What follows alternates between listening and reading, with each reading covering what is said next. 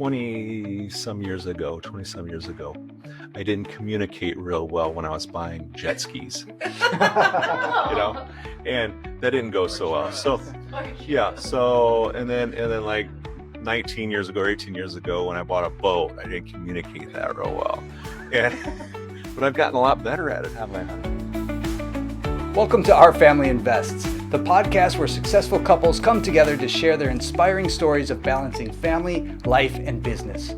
We're Mike and Caroline Neubauer, husband and wife entrepreneurs striving to live our best lives with our family at the center. This podcast celebrates the couples who inspire us, invest in each other, and raise those around them to the next level. Join us as we explore their challenges and victories. Let's learn, share, and grow together. So today we are thrilled to introduce Dan and Lisa Setlak, the founders of Heartland Lawns in Omaha, Nebraska. Now, what started with just one customer has grown into a company serving over 18,000 clients while earning the coveted Best of Omaha award for Best Lawn Care 16 years in a row and counting. But what truly sets Heartland Lawns apart isn't just their lush lawns, it's the thriving culture that they've cultivated. Dan and Lisa are passionate about creating opportunities for their employees and fostering a workplace where everyone can win. Their journey is a testament to the power of hard work and investing in people. Join us as we dive into their inspiring story of growth, leadership, and the impact of building a business rooted in community and care. All right, you two, obviously now you've established and successful, but I'm sure there's been a lot of challenges along the way. I want to get into a lot of that and the advice that you'd have for other couples just starting out. But first, take us back to how you guys first met and tell us your origin story. All right, let's get started. Well, I want to say aloha and thanks, Mike, for getting us on the podcast. We're very honored to be here. We're very honored to be here, both of us. Omaha, Nebraska, such a far away place from Maui. We love it here. We're very fortunate to be on island, and fortunate to be with you two. Like I said, So, how we met? It's pretty simple. Well, It's Tinder, wasn't it? there was kind of There was no such thing back then, of course. I call it fate. There was a thing called Sprite Night in Omaha. Sprite Night was kind of a get together at Peony Park. It was a gathering place, and it was a dance, that sort of thing. I was 19 years old, and so I went to Sprite Night that evening, and I didn't meet Lisa, unfortunately. I met a lot of other gals, and then it started pouring rain, and so we had everybody just disperse, and I didn't get to follow up with anybody that I met that night. So we got in the car. Me and my buddy Mike was his name, of course. Good name. Yeah. So we got in the car and we decided to cruise Dodge Street, which is the main thoroughfare in Omaha, Nebraska. So we're cruising Dodge Street and we pull into the quick shop to get some gas. 7-Eleven. I'm sorry. Thank you. It was 7-Eleven. I pulled in there to get some gas, and these gals were pulling out, and they almost hit us. And there's 3 gals in the car. We were pulling in, and you were backing out. There you go. And they almost hit it. We almost hit them. And then the gal that was driving kind of got a little mouthy with them. And we liked it. She goes, "Well, hey guys, why don't you follow this story?" It was amuing. Drink some beer. Nice. And so she had our ear, because we're 19 years old. Right. Yeah. So then we started heading to our apartment, and I go, "You do realize these are high school kids, don't you?" Because I was a senior. Nice. Yeah. So then we tried to ditch them. Wow. But I had a Camaro, and the Camaro can go do pretty well. Yeah. Yeah. So then we drank beer until 2:00 in the morning, And the rest is fell in history. love. Wow. Yeah. That's That's like awesome. a joke that we met at a 7-Eleven on 7-Eleven, but then we figured it out. Yeah. So we went back in time. It was on July 11th. So we went back in time because the internet really funny. keeps time Right. on everything, and that Thursday was Sprite Night, and it happened to be the 12th. Oh, was it the 12th? The 12th, the day Okay. after. So It wasn't quite 7-Eleven, but it was close. Did you guys know right away that you guys had chemistry, or? Yes, we did. Yeah. Wow. She was hot for me, Mike. Yeah. Who wouldn't be, Dad? Yeah. I guess the funnier story was that I used to wear this straw hat, and this straw hat had a bandana around it, and it was really, really cool. Sounds very cool. Very cool. That's what he told himself. Okay, so you guys are young. You're 19. Yes. and you meet up. It's love at first sight, and you're cruising around in the Camaro. So where did Heartland Lawns come from then? Like, how soon afterwards did you start your business? Okay, so I graduated from high school, went to college for one semester. Great. One semester I have of college, and that's UNO. So I went to college, found out that it wasn't for me. Yeah. Bounced around between jobs. And Lisa told me one night, she said, hey, listen, she says, if you're not going to make something of yourself, I'm not going to stick around, basically. Since I'm not marrying a loser. so that changed the formula for me real quick, like. So it changed the formula. So I did have other opportunities to work like at OPPD, real stable job. It's Omaha Public Power District, good benefits, all that stuff. You can start a family on that sort of income and all that stuff. And I decided to pursue lawn care. So yeah, I started with 38 clients first year. That is full service. That is mowing, fertilization, aeration, seeding, all that stuff. But and then we grew it to we're about 17,800 strong right now. That's incredible. Yeah. How did you learn lawn care? Through the School of Hard Knocks. Well, you also work for a lawn care company. I worked for a lawn care company prior to Heartland Lawns. It was Okay. Custom Lawns of Omaha. And Custom Lawns of Omaha, I worked for them for 3 years. Okay. And at the end of the third season, it would be the fall of 1989, they decided to fire me. I was one of their hardest workers. And they decided to fire me because just politics. Wow. Yeah, just politics. They're lost. Their loss. So yeah, I'm glad you kind of cleared that up, because I'm thinking like you started a lawn care company, and I'm thinking, I'm 12 years old. I got a lawnmower. I'm going to the neighbor's house and cutting grass. That's cool. But like, I can't imagine if that was the route that you were taking and what Lisa was thinking at that time. Oh yeah. Well, there's more to the story. Sure. So first 10 years, Lisa supported our family. She had a great income with her job. And in the insurance business, and she supported the family for about 10 years. And then after about 2000, I made a conscious decision that I'm going to have to make a living at this, and what I need to do to be successful, and put together a list of things. And we are where we are today. But we are where we are today not only because of what I've done and what she's has done, but also our employees play a big part in that as well. Yeah. Our employees are our number one asset. What role does your family play in your success? Were your parents entrepreneurs? Like, I mean, you guys both ventured out on an entrepreneurial journey. Well, it's funny that you mentioned that, and that is that neither my father or my mother. Your mother had her own business. Well, she had her own business, hair business. Okay. My dad was not an entrepreneur. Yeah. No. My father and mother worked. I kind of landed in my job because I graduated from college in 87. Yeah, 87. And I started my business. I was self-employed. And at the time when I was starting that, the problem with that particular time of the economy was really rough and you couldn't find jobs. Sure.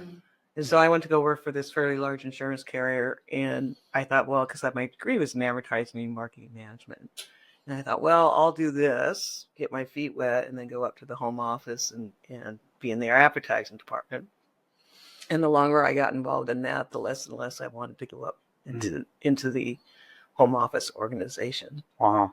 Because you have your own time, your freedom. Sure. I mean, there's obviously, you guys well know, with being self-employed, there's a lot of positives, but there's also a lot of weight For sure.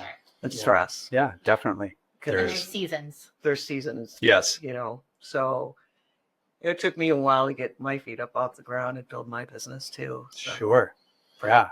when he lost his job, we were actually closing on our first home. We were, as a matter of fact, and that's a great story too. And the story goes like this: so it turns out that the house agent that built the house, ended up being one of my best friends. Mm. His name is Gary, and Gary. So 3 days prior to when we were going to close on the house, I lost my job, and I lost my job because I went to a walkthrough at the house, and He said they didn't Wow. have to take time off. so yeah, so winter was coming, Yeah. so it's perfect timing. Timing for Wow. Timing, yes. yeah, timing is everything. So I told Lisa, I says we're going to close on the house. Everything's going to be just fine. I held her hand, right? That must have been terrifying. Yeah. I was not. Yeah. I was not, because I'm like, let's go, right? Love this. So yeah, I'm like, let's go. So we sat down at the office to close on the house, and the first question out of Gary's mouth, which he's my best friend now, he says, "So you still got a job?" And I says, "Sure, yes." 100% I do. Of course I do. Wow. What made him ask that? I don't know. He was just a jokester. Did he know at that time? No, he Okay. did not. No, he was just being a jokester. Yeah. This is Great. before we were friends. When did he find out that you lost your job? A few years after. Okay. Yeah, a few years after. So yeah, so So you clearly made it. You stayed in the house We stayed in the house. We were there for due to your income. 11 years. yeah. Well, it actually made me work harder because then it was really on my shoulders. Yeah. So Yeah, I mean, I really had to. and she took care of all the expenses for the house, and I grew the business. So Yeah. it's been an adventure. It has. Hey family, real quick. If you would prefer to watch your content, head on over to Our Family Invests on YouTube. You can watch this podcast and more over there. Don't forget to like and subscribe and hit that little bell icon too to make sure you never miss an episode. And now, back to the show. We just had a great lunch. Yes. And over lunch, you guys kept talking about how your employees are family. Yes. And so I wanted to touch upon that because the stories that you were telling were so poignant, like what you do to go above and beyond to make them feel like we're all in this together. I want to know, what role do your employees and your family play in your success? Well, first of all, Mike, it starts with servant leadership. That's what it starts with. And that is, and I don't know whether you're familiar with that term or not, but we're there to serve them, not them to serve us. So that's really, really important that our employees are treated with respect and feel like family. Yeah. It's not possible without them. It's not. We can't push spreaders. We can't. Do you have, what is your average retention rate? Like how long do your employees usually stay with you? Well, it depends upon the position, of course. Sure. Yeah, there's different positions within the company. Our average employee, though, probably stays more than 2 years, which is incredible for that industry. That's phenomenal. Yeah. I call it a core nucleus. So we have a core nucleus of employees that have been with us for 10 plus years and longer. Yep. And then, obviously you have your people that are doing more of the labor positions, and they're younger. They're 19, 20, Sure. 21. Sure. So they're They may be going off to college and doing their a own seasonal thing. job. Yeah. Yep. But we've got some phenomenal guys that are out in the field. We literally have the best in the business in the Omaha area. We really do. Yeah. And there's reason for that. So because of our culture. Yeah. Do people sign on and learn the culture before they sign on to work with you folks? Like, do you have a company mission or vision? Yes. Some do and some don't. Okay. Some of them buy in right away, and some of them never buy in Sure. to the culture. Yeah. And Some of them I imagine just- they weed themselves out. That is correct. Some people see it as a job where you clock in and then you leave, and that's all, and you collect a paycheck. They want to work outside. It's gonna be nice outside, and then they realize it's for Yep. work. And it's hard work. Still have to work through the weather. Yes, you do. Yes, you do. And the Omaha weather is brutal, by the way. It's brutal in the sense that when we start, it can be in the 30s or 40s with the wind blowing. And then mid-season, it's very, very humid there, even more humid than here, if you can imagine that. Wow. And the temperatures sometimes get around, upper 90s. Oh, wow. Yeah, so we have heat indexes pretty regularly during the summertime above 100. Wow. That's pretty warm. Yeah. that Yeah. is. And So- we'll be moving too. So I have a lot of respect for the guys that are out in the field. Yeah. That's for sure. When did you know that you made it, or like, did you ever have that imposter syndrome, or what are some insecurities that you may have had that you had to get over? Well, to be quite honest, Mike, have we made it? Is this the end point? I don't think so. This is not the end of the story. We're always learning and we're always growing. So yeah. Wow, Yeah. So I love that. no. So have we made it? Have we made it, honey? It's a constant journey. It's a constant journey. Yeah. Yeah. So that leads me to another question I have for you, because I really like this question, because I think everybody has a tendency to answer it in different ways. Okay. But I want to know, how do you define success, and has that changed your definition of success over time? Well, what success means to one person obviously means different to every person. Yeah. But success to me means happiness and things that aren't tangible. It doesn't mean money in your bank account. It doesn't mean the gross bottom line. It doesn't mean things like that. It means to create a team and a culture of people that are all in line and going the same direction. And yeah. Do you feel like success is the same for you? I feel like success is that we're able to contribute. If you think about it from a small business standpoint, I don't think people really realize what you're actually contributing to the economy, because you're providing, positions or jobs to people so that they can provide for their families. And that sometimes can be a heavy weight, but it's also satisfying from that standpoint that we were able to create that many jobs for our community. Yep. So that's kind of how we, for me, success is always just really, being able to help people. And then, obviously the customer is focus number. It's a strong focus of ours, obviously. Yes. Yeah, of course. But that comes naturally. If you take care of your employees, they take care of your customers. Mhm. Yeah, Yes, and it comes so- naturally. Yeah. And I always say, if you want to be successful in business, pick up the phone. Mhm. So many businesses, you can't even find a phone number to contact customer service. That's so Yeah. true. We are. They don't want phone calls. Our organization picks up the phone. We answer pick up the phone. We want to connect with our customers. Wow. We really do. Yeah. We want them to know that we're here. We're there for them. Yeah. Yep. That's such a good point. We just finished doing a remodel of a house in Arizona, and this was no cheap remodel. We spent almost $500,000 remodeling this house. Oh my gosh. Yeah.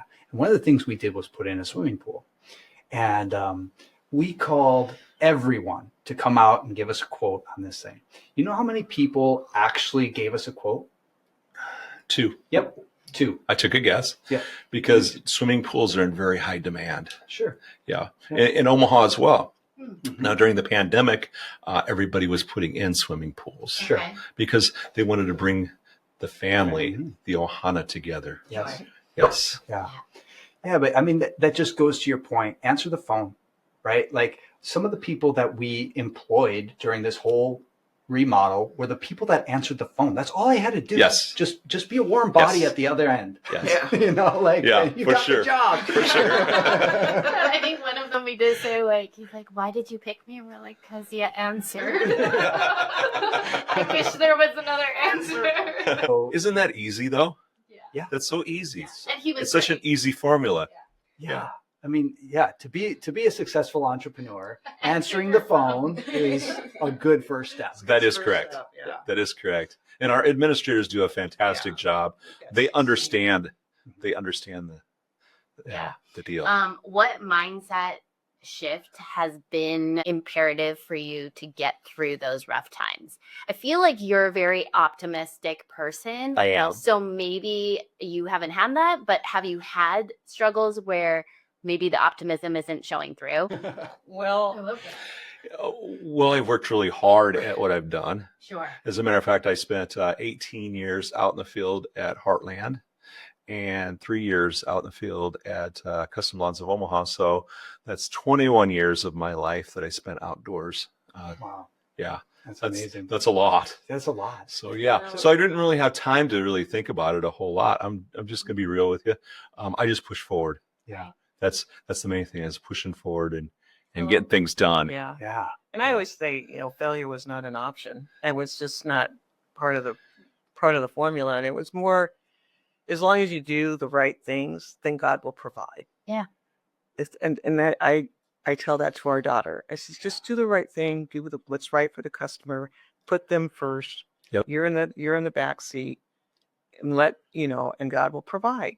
Yeah. And He has always done that for us. Yep. So, okay. So you guys, I look at you as being very successful. Well, thank you. Yeah. And you seem to have built like a really great culture at Heartland Lawns. We have. But has there ever been a time, either with Heartland Lawns or as a family, that you just got so overwhelmed that you just felt like throwing it? Oh, of course there was. Of course there was many times, Mike, as a matter of fact. And how do you get through that? And you have to face it head on, and you have to embrace change. You have to change. And we've gone through many cycles where we've changed. Whether it's in personnel, or whether it's within ourselves, or whether it's within the business, we have to change as a business. We always have to keep an open mind, and if we need to change things sooner than later. Yeah. Yep. Be proactive rather than reactive. Yep. How did you stay connected as a couple and as a family when you were growing a business and going through different changes? Faith in each other. I mean, he's my best friend. Yeah. And I trusted him. I trusted that he knew what he was doing. I trusted that he was going to make it work. And I mean, he amazes me. He really does. I mean, I'm the one that handles all the background, books and all that stuff. But he can sit in a room and he'll know just right up, you ask him a question and he'll know the numbers without even looking at them. He's very in tune with the organization. And that always amazes me. So he's the math guy. I'm the spelling person. So I like that. Like that. I want you to be the math guy and I'll be the spelling. Mine is books. Oh, that's good. Have there been like mentors or books or podcasts or anything that you would say kind of contribute to the development of who you guys are today? I would say one of my biggest inspirations, it was also one of Dan's, there's two that I can think of, but one of them was my general manager in the insurance industry, was a very wonderful man. And because I remember when he lost his job and I went in to see him and I says, I might be a little crazy for a while because we just bought this house and it's all on my shoulders.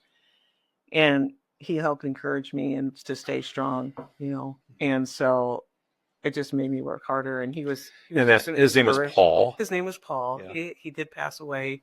He was a wonderful man, but he was always there, as a mentor and to encourage. And yeah, so he taught me a lot about business, and that is Paul, the way to treat people, the way to treat people in business, and that was really, really an important thing to learn because I didn't have that background, Mm-hmm. and it was just amazing. He was an amazing, influential person. Yes. Wow. And then Bob Johnson, a good friend of yours. Yes. Yeah. And then my father. Yeah. who Yep. seek counsel from my dad. Yep. Wow, that's great. What have you learned from your daughter? What did we learn? We have learned how strong she is. She came from a very, very strong upbringing. She has strong family values, and that makes Dad really happy. Heck yeah. It really does. She's she's very determined young woman. Yes. Yeah, Yes, there's no such thing as failure. She actually, my favorite story about Sarah is, so she went to private school, basically from pre-K3 through middle school and education focused school, but then she was only like 20, 30 kids in the class. And she wanted to kind of branch out and meet other people. I think she wanted to see date boys. So she went to a Catholic school and she was there for 2 years, but their education level was behind what she had experienced. And she knew that if she didn't get back to where she was, that she wouldn't be able to get to where she wanted to go. Wow. So she convinced us to go back to the previous school. And she really worked her behind off to get back to that level. And she was able to capture. So she wanted to go to TCU.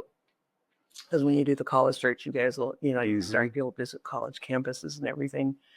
And she was waitlisted, and she had to, along with like 1,200 others. Yeah. and she basically, on the very last day that you can be offered a position, in a spot, she got a phone call because she kept writing and keeping in communication with the counselor. That is correct. And just trying to make a difference. And he called her, and then biggest scream, joyous scream I've ever heard. She got to go to TCU, and she worked really hard at TCU. She worked really hard. She ended up she didn't have a scholarship, and then she earned a scholarship. Wow. And she graduated as cum laude. Wow. Yeah, she did. Incredible. Yeah, it's a great story. And she was waitlisted with 1,200 other. So they cut the wait list in half. So she was one of 600. And then on the last night, we heard that she made it into TCU, and she was one of 2. Wow. On the wait list. What do you think the reason was that she got the call? Well, we really, really had a good meeting. I think it went really well with a gentleman at TCU, one of the counselors, and we really connected with him. Me and Sarah both, and Lisa as well. And we really connected. And I think they liked what they saw, where we were coming from. And yeah. And he got, when they did her honors, she chose, so you have somebody that puts the hood on you, and she chose him. Oh, nice. Yeah, that was really special for her. Yeah. So, and it was fun those years because TCU was winning the college, making the College World Series. Yeah. Which is big in Omaha, by the way. Sure. And then their football program was much bigger than Nebraska's at that time. So we were just like, wow, really? Everything is winning. Everything. Yeah, they came to Omaha, the College World Series, every year that she was there, all 4 years. Wow. Yeah, that's incredible. That was incredible. And to get a scholarship retroactively, I would imagine is very difficult. Yeah. Yes. Yeah. So, she's doing very well for herself. We're really proud of her. That's awesome. Yeah. I hope to meet her someday. Yes. Yeah. She was so be in Hawaii. I love it. Yeah. I love it. Awesome. What's a piece of advice for entrepreneurial couples that are starting out on their journey that you would want to share with them? Just keep pushing forward. Just keep going. Well, communicate. Don't listen to any outside people. Just keep going. Yeah. That's what we did. We just kept on going. Just moving forward. Yeah. Did you have family members that were advising you not to go in the lawn care business? Or That is correct. Yeah. They're like, what is he doing? How many of them have since come to you for jobs? Believe it or not, there has been some. So it's really an interesting story because we had a lot of people, not a lot, but a few people that were just behind the scenes, kind of, well, what is Dan doing? What is he thinking? Because he just had a high school education. I didn't think that. And so. Which is kind of the track record of most entrepreneurs. They try college if they get there and decide it's not for them, or they get the degree and have nothing to do with what they studied. Yeah. I think most people that go to college end up in a different field. In a different field from what they think they want to be. I mean, unless accounting or attorneys or something like that. Yeah. Sure. Yeah. But my road was totally different from what I imagined. Yeah. What kind of advice would you have for other couples? Just couples advice, not business related. Couples advice, communication, like Lisa said. You can never over communicate. That's something that I've learned just in the last few years, and that is that keep communications open. Yeah, at all times. Yeah, it's kind of a funny story. Is like 20 some years ago, I didn't communicate real well when I was buying jet skis, and that didn't go so well. So, and then like 19 years ago, or 18 years ago, when I bought a boat, I didn't communicate that real well. But I've gotten a lot better at it, haven't I, honey? Well, I don't interfere with you on what you buy anymore. So, You think you can So- afford it, you can afford it. communication, you can never over communicate. And I think it's really important to just keep communicating on a daily basis. Well, and I think most successful couples, like for Dan and I notice like if he's having a bad day, I'll be up. And so we can help bring each other up. Very rarely is there a day where we're both down. Yep. Yeah. So it helps us, to, be each other's best friends and soulmates and Yep. have common ground. Yeah, I think that's a really good point because the communication key is one that we've talked about before, and that's huge for us too. But Sure. I think what you touched on with, when he's having a good day and I'm down, or I'm having a good day and he's down, whatever, being that barometer and being able to kind of see where the other person is and if they need to be lifted up or how they are lifted up, I think that's really important too. It is.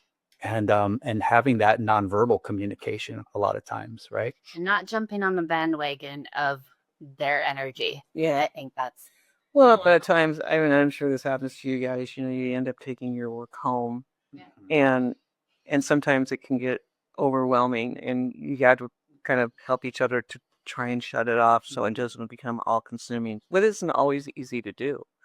Yeah. And you surround we have a lot of good friends that are the same, same thought process, and so you surround yourself with good people.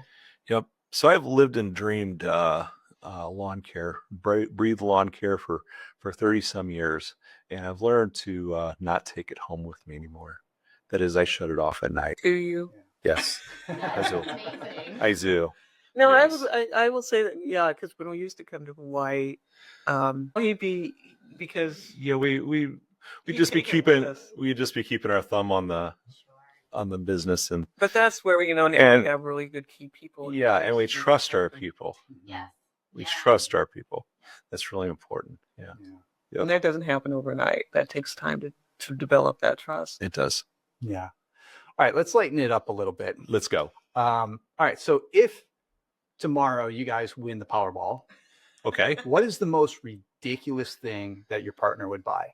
The most ridiculous thing That Lisa would buy, and then she'll answer for you. oh boy, I don't know. We really have a lot of things that we really. The most ridiculous thing. Yeah. The most ridiculous thing she would buy would be. All right. You're sitting in the state that it would be in. That might not be ridiculous. I don't know. I'd buy a house in LA.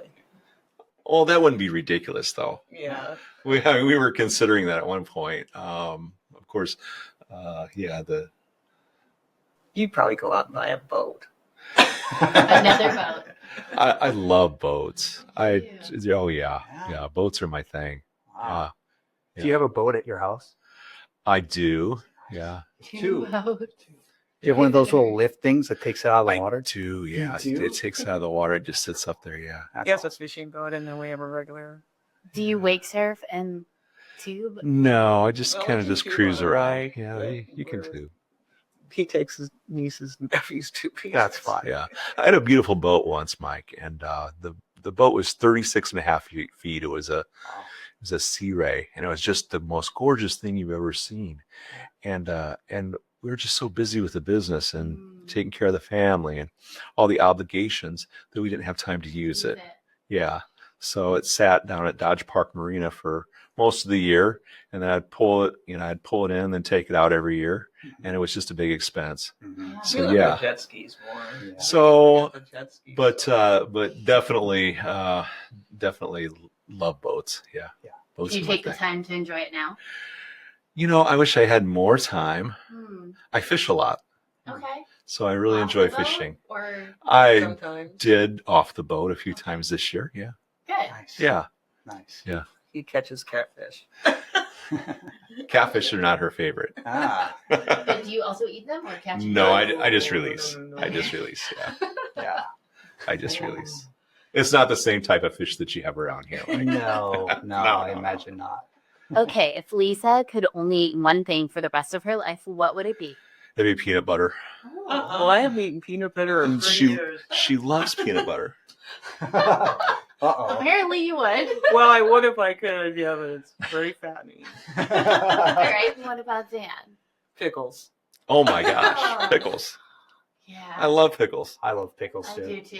Yeah. Sweet pickles or dill? I'll eat either or. Okay. Hot pickles. Okay. Yep. Dill Yeah. pickles. Whatever. Awesome. I love it. Yeah. Awesome. That's Yeah. a good one. Yeah. All right. So one of my favorite things about you, Dan, is that we connect over music. And We we've had do. a lot of conversations Yes, we have. about great musicians. And I don't get very jealous, but I am jealous that you mentioned to me one time that you have a signed Pink Floyd album. And that is like the holy grail, in my opinion. So I want to ask you, for the record, Okay. if you ever decide to sell that, can I be your first call? You're first in line. Yes. Not jealous of any other things except for that. No, it's really cool. And I'm really honored to have it too. Yeah. How did you get it? I bought it from an estate sale. Okay. And this Nice. estate sale just happened to have this Pink Floyd album. It was signed by all the band members. And I'll have to show you a picture sometime, Yeah. Mike. It's Yeah, I'd love to it's see. pretty You'll unbelievable. definitely touch his heart. Yeah, Yeah, yeah. It's actually got the Pink Floyd with the blown up letters. Oh, okay. Yeah, somebody signed it with the blown up letters. Very so cool. it's really, really unique. That's it's cool. very, very iconic. Yeah, I know. we Yeah, and it is Dark Side of the Moon. So How iconic is that Yeah. alone, right? And to have all four members sign it, that's incredible. yeah. Okay, I know we're losing half of our audience here, but Half of your guests. all right. So what's next for you guys? What's next? Only time will tell. I love what I'm doing, Mike, or else I would be doing it, right? So good. I love it. So yeah, only time will tell. What's next? We just spent 4 weeks here in Maui, and we just absolutely love it here. The weather's perfect. The people are fantastic. The food is excellent. Yeah. So Since you normally don't spend usually this season and you're usually a little bit earlier, do you like this season better? Or I would say no. okay. No, and I'll tell you why. Is because it's a little more turbulent than normally is. Yeah. We're used to the 82 to 84 degree weather every day where the sun's shining and there's trade winds blowing every day. Yeah. Well, every day you wake up here in Maui today, in January, you really don't know what the day is going to bring. Mhm. I mean, A you sympathy for us, kind of know what the but- temperature is going to be, but is it going to rain? Is it going to storm? Is it going to be cloudy? Is it going to be windy? Is it going to be calm? Mhm. So yeah, so you really do have a season here that we have not seen before, because we've never been here in January. We've never been here, so it's interesting. It is different. All right. So if our audience wants to connect with you guys, how would they best do that? Via email, it's dan@heartlandlawns.com. Awesome. And you have your website too. Yeah. If anyone needs lawn care, are you still accepting new customers and clients? Always. Okay. That's great. Feel free. Always. We'll link your website in the show notes. Dan, Lisa, this has been phenomenal. Thank you guys so much for coming on. I've had a blast. No, thank you guys. Thank you. Yeah, this is very excellent. Awesome. Yeah, very comfortable. Yeah. I like your new studio. I do too. We should do more of this. Yeah, this It's is time to come fantastic. back. Oh, we would. In person. I love it. All right. Yeah. Awesome. Thanks for being part of the family today. If you want to see more of our journey through our personal life, businesses, and adventures, give us a follow on Instagram at Our Family Invests. If you like this podcast, share this episode with a friend. And if you really want to support us, we would be so grateful if you would leave us a review on Spotify or wherever you listen to podcasts. Your review helps us to reach a bigger audience and bring on more amazing guests. Thank you so much. We really, truly appreciate you.